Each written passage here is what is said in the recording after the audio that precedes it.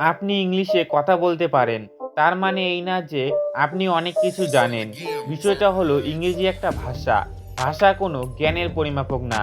But এই সমাজ এবং আপনার চারপাশের মানুষজন ইংরেজিতে কথা বলার উপর বিচার করে।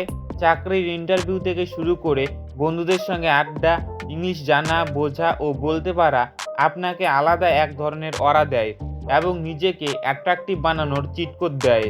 কিন্তু এই ইংলিশ শেখার মাধ্যমে আপনি জীবনের এমন সব কিছু আনলক করতে পারবেন যা হয়তো আপনি জানেনই না এক্সিস্ট করে।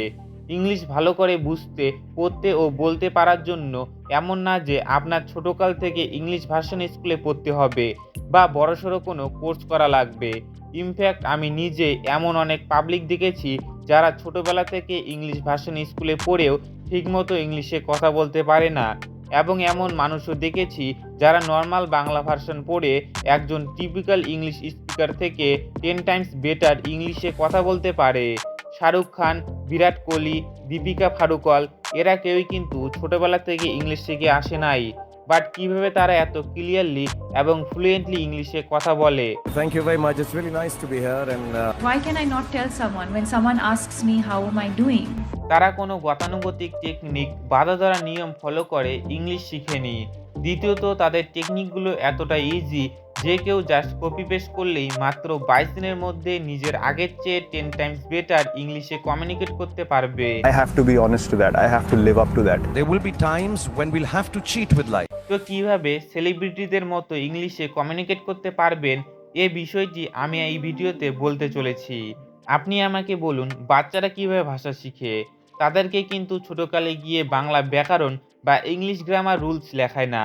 তাহলে কিভাবে তারা খুব সহজে একটা ভাষা আয়ত্ত করে ফেললে? তো তাদের ভাষা আয়ত্ত করার মূল টেকনিক হলো প্যাসিভ ইমার্শন। চলো প্র্যাকটিক্যালি দেখি প্যাসিভ ইমার্শন ব্যাপারটা কি।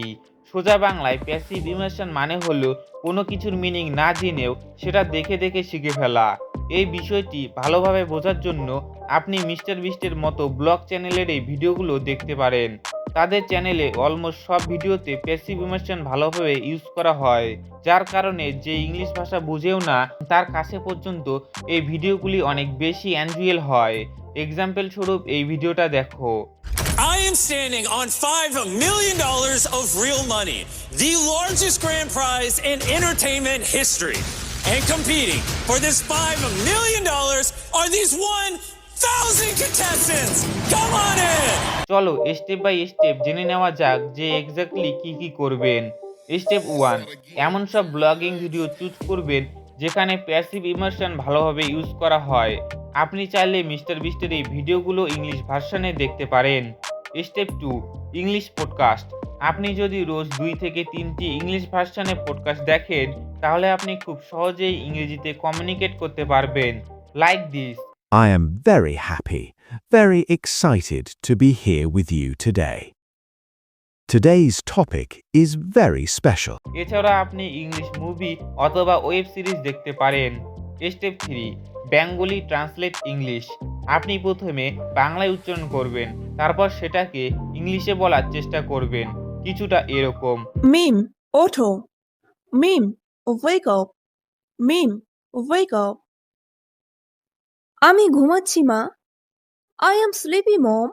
আপনি যদি রোজ এরকম 3 থেকে 4টা ভিডিও দেখেন এবং বলার চেষ্টা করেন তাহলে আপনি ইংলিশে কথা বলা শিখতে পারবেন, যেরকম করে আপনারা হিন্দি মুভি দেখে হিন্দি শিখেছেন। তো এই ছিল ইংলিশ স্পিকিং এর প্রথম ভিডিও। কেমন লেগেছে কমেন্টে জানাতে ভুলবে না। আর আপনারা যদি ইংলিশ ভার্সনে পডকাস্ট পেতে চান তাহলে অবশ্যই কমেন্টে জানান।